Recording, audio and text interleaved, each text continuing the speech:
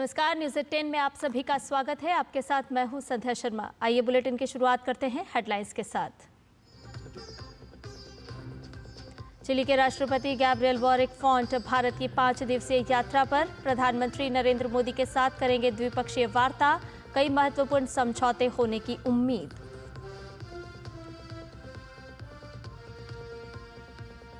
संसद के बजट सत्र में आज दोनों सदनों में कई महत्वपूर्ण विधेयक होंगे पेश। लोकसभा की बिजनेस एडवाइजरी कमेटी की बैठक में तय होगा विधायी एजेंडा।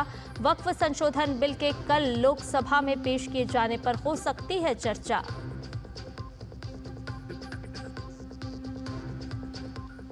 आज से नए वित्त वर्ष की शुरुआत। 12 लाख तक की आमदनी पर नहीं देना होगा कोई टैक्स। केंद्रीय कर्मचारियों के लिए भी एकीकृत पेंशन योजना लागू।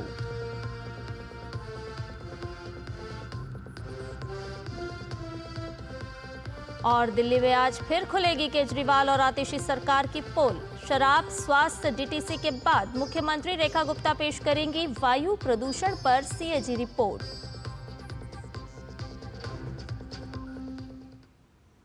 आइए खबरों को जान लेते हैं विस्तार से। आपको बता दें कि चिली के राष्ट्रपति गैब्रियल बोरिक फॉन्ट भारत की 5 दिवसीय यात्रा पर हैं।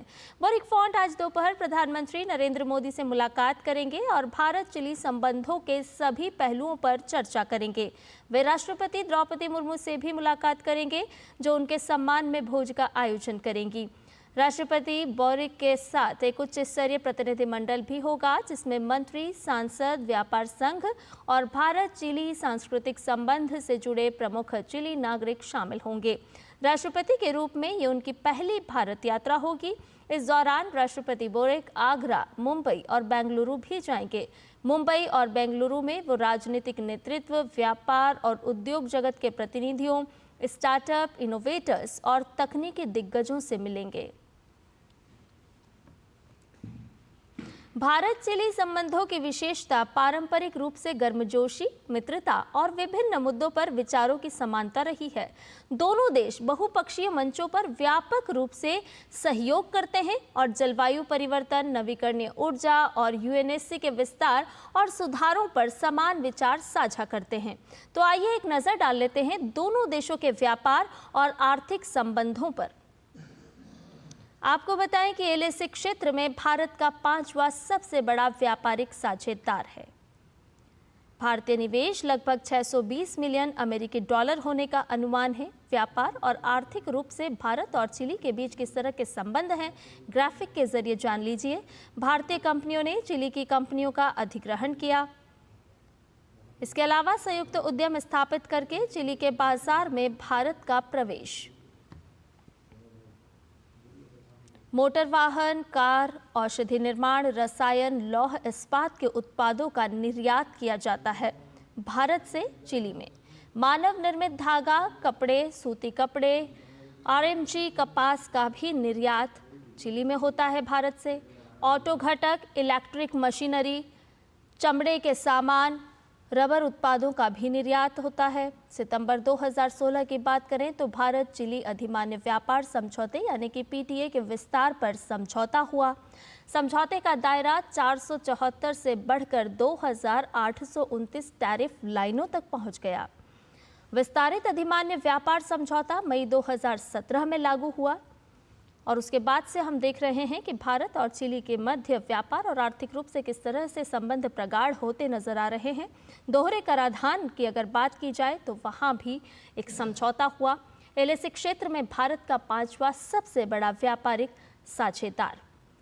भारतीय निवेश लगभग हम देख रहे हैं कि किस तरह से बढ़ता हुआ नजर आ रहा है। वहीं दोनों देशों के बीच सांस्कृतिक संबंध भी गहरे दिखाई देते हैं, वो भी आपको बता देते हैं।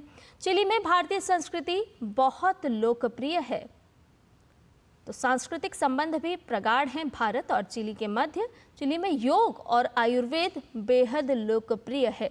जिस तरह से हम कहते हैं कि योग पूरी दुनिया में फैल रहा है, लोग योग को मान रहे हैं। चिली में भारतीय संस्कृति बहुत लोकप्रिय हुई। वहाँ पर भारतीय मूल के लोग भी बड़ी संख्या में रहते हैं। योग और आयुर्वेद बेहद पसंद किया जाता है, लोकप्रिय है चिली में। चिली ने 4 नवंबर को राष्ट्रीय योग दिवस भी घोषित किया है। आपको बताएं कि यहाँ कुछ आयुर्वेद संस्थान, क्लिनिक भी स्थापित किए गए हैं। इस्कॉन, ब्रह्मा कुमारी समाज और आर्ट ऑफ लिविंग जैसे संगठन भी चिली में फल फूल रहे हैं। तो यहाँ की जो संस्कृति है, भारतीय संस्कृति, वो चिली में किस तरह से लोकप्रिय हुई, वहाँ के लोग भारत की संस्कृति को किस तरह से बहुत ही पसंद करते हैं, वो आपको बता रहे हैं। योग और आयुर्वेद की तरफ लोगों का रुझान किस तरह से बढ़ा है, वो भी आपको बता रहे हैं। भारतीय संस्कृति और अंदाज़ा लगाया जा सकता है, अनुमान लगाया जा सकता है कि जिस तरह से बड़ी संख्या में भारतीय मूल के लोग भी चिली में रह रहे हैं, तो भारत की संस्कृति जो है उसका डंका किस तरह से दुनिया के विभिन्न देशों में बज रहा है। भारत चिली के बीच भारतीय समुदाय भी बड़ी संख्या में रहते हैं। भारत से पेशेवरों और व्यापारियों का लगातार आना जाना लगा रहता है। दोनों ओर से प्रवासी भारतीय मुख्य रूप से ICT और वित्तीय सेवा क्षेत्रों में काम करते हैं। अब आपको हम बता रहे हैं कि भारतीय समुदाय के जो लोग चिली में रहते हैं वो किस तरह से काम करते हैं। वहाँ पर कुछ भारतीय श्रमिक भी वहाँ पर मौजूद हैं। चिली में लगभग 4000 प्रवासी भारतीय रहते हैं। और अभी हम आपको बता रहे थे कि किस तरह से सांस्कृतिक संबंध हो, आर्थिक संबंध हो, व्यापारिक संबंध हो, वो गहरे होते जा रहे हैं। भारत से पेशेवरों और व्यापारियों का लगातार आना जाना लगा रहता है और बड़ी संख्या में प्रवासी भारतीय जो हैं वो चिली में रहते हैं। अगली खबर का रुख करते हैं। आपको बताएं कि भारत अमेरिका मानवीय सहायता और आपदा राहत अभ्यास द्विपक्षीय त्रिसेवा अभ्यास टाइगर ट्रायम्फ का चौथा संस्करण पूर्वी समुद्र तट पर आज से किया जाएगा। यह अभ्यास 25 अप्रैल तक चलेगा। इस अभ्यास का उद्देश्य भारत अमेरिका मानवीय सहायता और आपदा राहत के लिए अंतर संचालन क्षमता विकसित करना है। साथ ही एक संयुक्त समन्वय केंद्र स्थापित करने के लिए मानक संचालन प्रक्रियाओं यानी कि SOPs का निर्माण करना है। इस अभ्यास में भारतीय नौसेना के जहाज, जलाश्व, घड़ियाल, मुंबई और शक्ति विभाग लेंगे। वहीं अमेरिकी नौसेना के जहाज कॉमस्टॉक और राल्फ जॉनसन अभ्यास में हिस्सा लेंगे।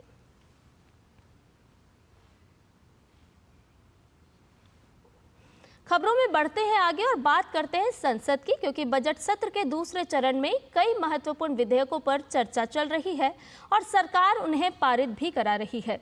आज भी दोनों सदन में विभिन्न मंत्रालयों से जुड़े अहम विधायी कामकाज पर चर्चा होगी।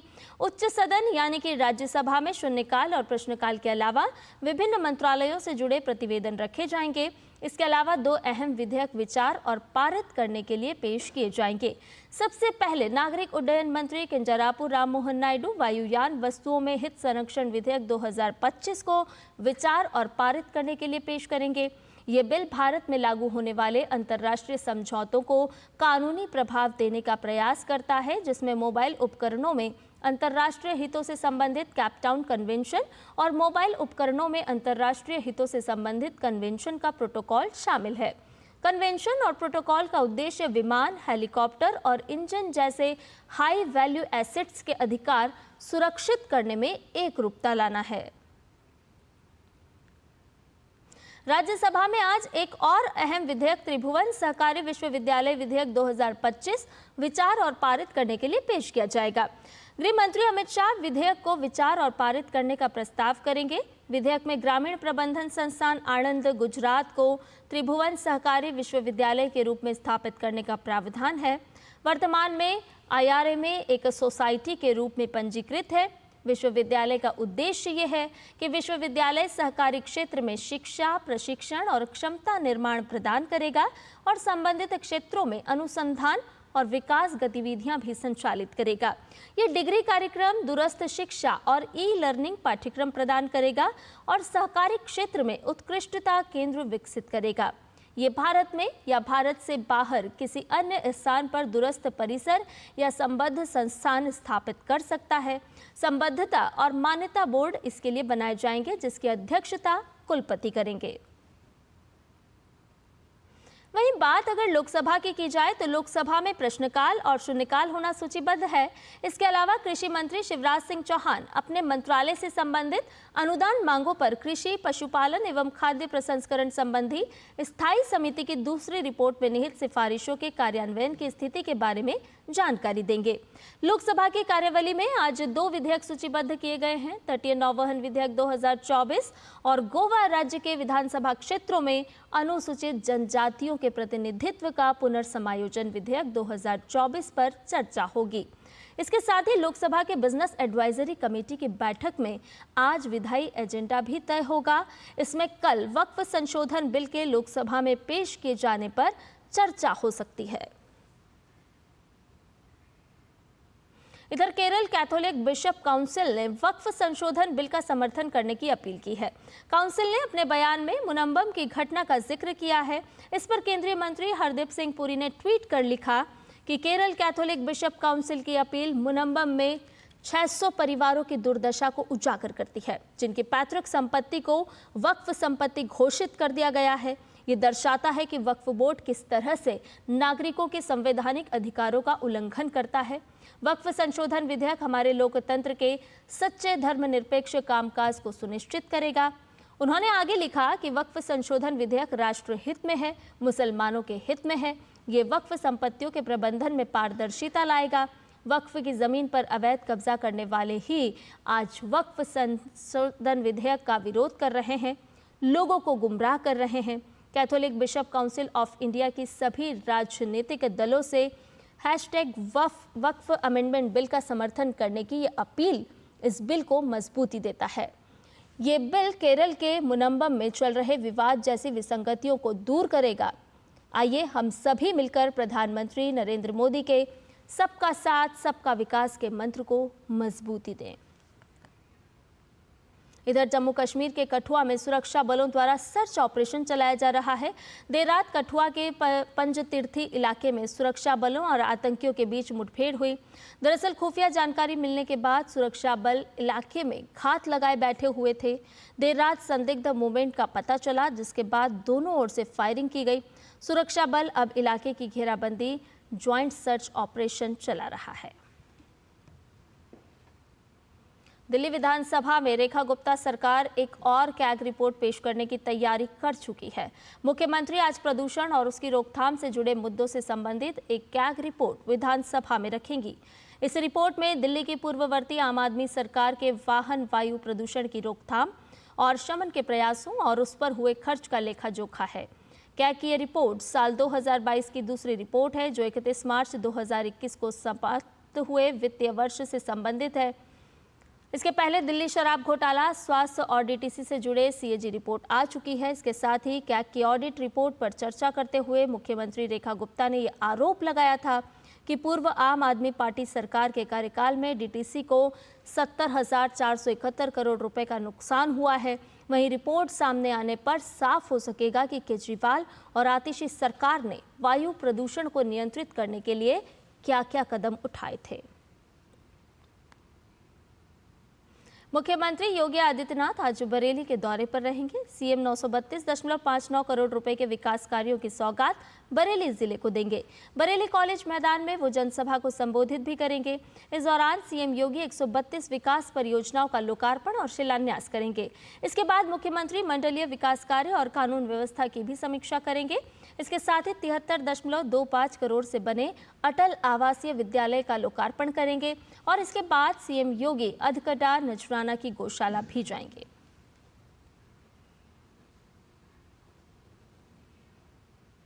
रुक करते हैं मध्य प्रदेश का। मध्य प्रदेश में आज से नई आबकारी नीति 2025 लागू हो गई है।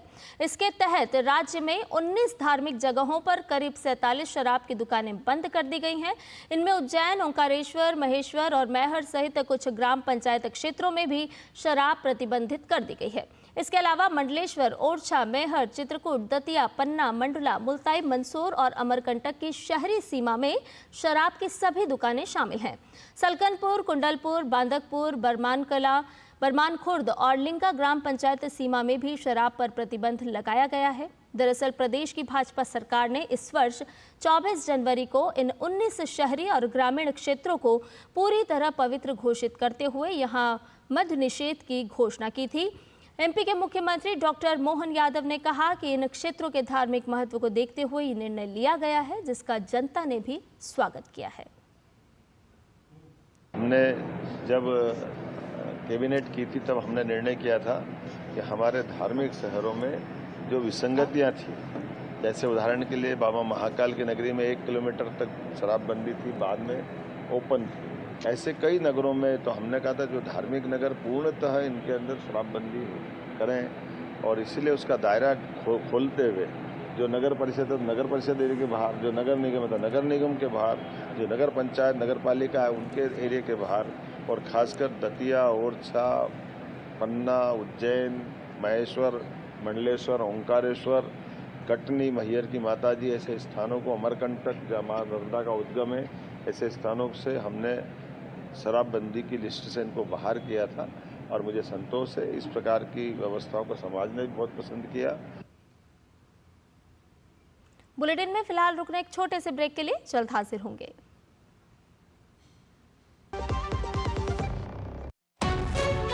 विभाग अनेक, कंप्लेंट बॉक्स 1। किसी भी सरकारी दफ्तर, विभाग या बैंक से जुड़ी शिकायत के लिए pgportal.gov.in पर जाएं, रजिस्टर करें, संबंधित विभाग चुनें, शिकायत दर्ज करें और ट्रैकिंग आईडी नोट करें। एसएमएस या ईमेल पर एक्नॉलेजमेंट पाएं और शिकायत का जवाब सीधे मंत्रालय से प्राप्त करें। अब तक 1 करोड़ 12 लाख से अधिक भारतीयों ने भरोसा जताया। सीपी ग्राम्स, आपकी हर शिकायत का हल। अभी शिकायत दर्ज करें pgportal.gov.in।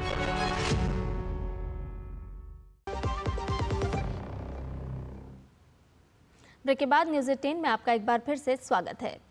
इलाहाबाद हाईकोर्ट में मथुरा में श्री कृष्ण जन्मभूमि शाही ईदगाह मस्जिद विवाद से संबंधित मामले की सुनवाई होनी है, जिसमें सुप्रीम कोर्ट ने इलाहाबाद हाईकोर्ट के फैसले पर सहमति जताई है और सभी केसों की एक साथ सुनवाई की बात भी कही है। इसके पहले इलाहाबाद हाईकोर्ट ने शाही ईदगाह मस्जिद की जमीन के स्वामित्व को लेकर हिंदू पक्षकारों की ओर से दाखिल सभी सिविल वादों को सुनने योग्य माना था। मुस्लिम पक्ष ने हाईकोर्ट के उस आदेश को भी सुप्रीम कोर्ट में चुनौती दी थी, जिसमें हाईकोर्ट ने इस विवाद से जुड़े सभी मुकदमों को एक साथ जोड़कर सुनवाई करने का फैसला लिया था। प्रधानमंत्री नरेंद्र मोदी ने ओडिशा दिवस की बधाई दी है। अपने सोशल मीडिया प्लेटफॉर्म एक्स पर पोस्ट करते हुए उन्होंने लिखा कि उत्कल दिवस पर हार्दिक शुभकामनाएं। ये दिन ओडिशा की गौरवशाली संस्कृति को समर्पित है। भारत को ओडिशा के इतिहास, साहित्य और संगीत पर गर्व करता है। ओडिशा के लोग मेहनती हैं और उन्होंने विभिन्न क्षेत्रों में उत्कृष्ट प्रदर्शन किया है। पिछले 1 साल में केंद्र और ओडिशा सरकारें राज्य की प्रगति को आगे बढ़ाने के लिए व्यापक स्तर पर काम कर रही है। ओडिशा दिवस के अवसर पर केंद्रीय गृह मंत्री अमित शाह ने देशवासियों को बधाई दी है। उन्होंने सोशल मीडिया प्लेटफॉर्म एक्स पर लिखा कि ओडिशा दिवस के अवसर पर ओडिशा के बहनों और भाइयों को हार्दिक शुभकामनाएं। शानदार सांस्कृतिक विरासत और अपार प्राकृतिक संसाधनों से संपन्न ओडिशा हमेशा से भारत के गौरव का रत्न रहा है। आज ये राज्य अपनी वास्तविक क्षमता को पहचानकर भारत का विकास इंजन बनने की ओर अग्रसर है। महाप्रभु जगन्नाथ ओडिशा को समृद्धि की नई ऊंचाइयों को छूने का आशीर्वाद दें। और देश में आज से नए वित्त वर्ष की शुरुआत हो गई है। देश की वित्तीय व्यवस्था में आज से कई बदलाव प्रभावी हो गए हैं। आज से देश में नई कर व्यवस्था लागू हो रही है, जिसमें 12 लाख रुपए तक की आमदनी तक आपको कोई भी टैक्स नहीं देना होगा। वहीं आज से केंद्रीय कर्मचारियों के लिए एकीकृत पेंशन योजना यानी कि यूपीएस भी लागू हो जाएगी। आज से प्रभावी हो रहे बदलावों पर आइए डालते हैं एक नजर इस रिपोर्ट के माध्यम से। 1 अप्रैल यानी वित्त वर्ष की शुरुआत का दिन। ये वो दिन होता है जब टैक्स के लिहाज से आपका साल हो जाता है खत्म और होती है नए वित्तीय वर्ष की शुरुआत। यानी आपकी जो भी आमदनी या खर्च 31 मार्च तक हुई, उसी के लिहाज से आपको बीते हुए साल का टैक्स सरकार को चुकाना है। जो आमदनी या खर्च आप 1 अप्रैल के बाद से करेंगे, उसका हिसाब होगा अगले साल। इसलिए जानकार मानते हैं कि आपको टैक्स के प्लानिंग की शुरुआत 1 अप्रैल से ही कर देनी चाहिए। लेकिन क्या आपको पता है कि 1 अप्रैल के बाद और क्या बदलाव होने जा रहे हैं? 1 अप्रैल के बाद से देश में नई कर व्यवस्था लागू हो जाएगी। 12 लाख तक की आमदनी तक आपको कोई भी टैक्स नहीं देना होगा। वेतनभोगी 75,000 रुपए की मानक कटौती के लिए भी पात्र होंगे, यानी 13.25 लाख तक कोई भी टैक्स नहीं। जो मोबाइल नंबर प्रभावी नहीं है उसके जरिए यूपीआई पेमेंट नहीं हो पाएगा। 1 अप्रैल 2025 से ही केंद्र सरकार की एकीकृत पेंशन योजना लागू हो जाएगी। जीएसटी पोर्टल पर मल्टी फैक्टर ऑथेंटिकेशन की शुरुआत होगी, जो कि ज्यादा सुरक्षित है। 50 लाख से ज्यादा की खरीद बिक्री पर टीसीएस नहीं काटना पड़ेगा। जीएसटी संबंधी गड़बड़ियों को रोकने के लिए 1 अप्रैल 2025 से नए नियम प्रभावी हो रहे हैं। 10 करोड़ से ज्यादा के सालाना टर्नओवर पर कारोबारियों को नए इनवॉइस पोर्टल पर ई इनवॉइस अपलोड करना जरूरी हो जाएगा। ये इनवॉइस बिक्री के 1 माह के भीतर ही अपलोड करना जरूरी है। पहले ऐसी कोई भी समय सीमा नहीं थी। Ajay Mishra, DD news, Delhi. और अमेरिकी राष्ट्रपति डोनाल्ड ट्रंप की टैरिफ पॉलिसी के कारण अमेरिका के शेयर मार्केट में भूचाल आ गया है।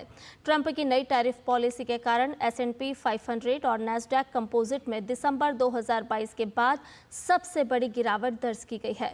ट्रंप प्रशासन के आर्थिक एजेंडे से उत्पन्न अनिश्चितता ने ये बता दिया है कि किस तरह से उठापटक अंतर्राष्ट्रीय बाजार में चल रही है। वहीं आपको बताएं कि ईरान ने संयुक्त राष्ट्र सुरक्षा परिषद में अमेरिकी राष्ट्रपति डोनाल्ड ट्रंप की लापरवाह और आक्रामक टिप्पणियों के बारे में शिकायत की है। ईरान ने ट्रंप की इन टिप्पणियों को अंतर्राष्ट्रीय कानून और संयुक्त राष्ट्र चार्टर का घोर उल्लंघन बताया है। दरअसल ट्रंप ने रविवार को ईरान को धमकी दी कि अगर तेहरान अपने परमाणु कार्यक्रम पर वॉशिंगटन के साथ समझौता नहीं करता है तो वो बमबारी और द्वितीयक शुल्क लगाएगा। ईरान के संयुक्त राष्ट्र में राजदूत आमिर सईद इरावानी ने पत्र लिखकर कहा है कि तेहरान किसी भी सैन्य दुस्साहस के खिलाफ कड़ी चेतावनी देता है और संयुक्त राज्य अमेरिका या उसके प्रॉक्सी इजराइल शासन द्वारा अपनी संप्रभुता, क्षेत्रीय अखंडता या राष्ट्रीय हितों के खिलाफ किसी भी आक्रामकता या हमले का तेजी से और निर्णायक रूप से जवाब देगा। और बाघ संरक्षण के प्रति भारत की प्रतिबद्धता, समर्पण, नवाचार और सामुदायिक भागीदारी की यात्रा रही है। 1973 में जिम कॉर्बेट नेशनल पार्क में प्रोजेक्ट टाइगर की शुरुआत के बाद से देश ने अपने राष्ट्रीय पशु की रक्षा के लिए निरंतर प्रयास किए हैं। तो आइए आपको दिखाते हैं डीडी न्यूज की एक खास रिपोर्ट।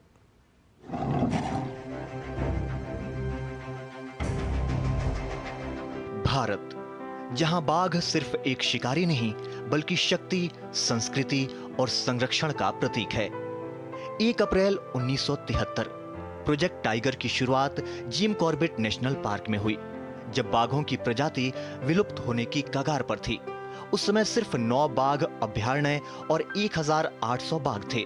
ये विलुप्त होती प्रजाति को बचाने की दौड़ थी। अब 50 साल बाद भारत में बाघों की कहानी का एक नया अध्याय लिखा जा रहा है। प्रधानमंत्री नरेंद्र मोदी के नेतृत्व में इस मिशन को नई गति मिली है। 2018 में भारत ने बाघों की संख्या को 2 गुना करने का लक्ष्य समय से 4 साल पहले पूरा कर लिया।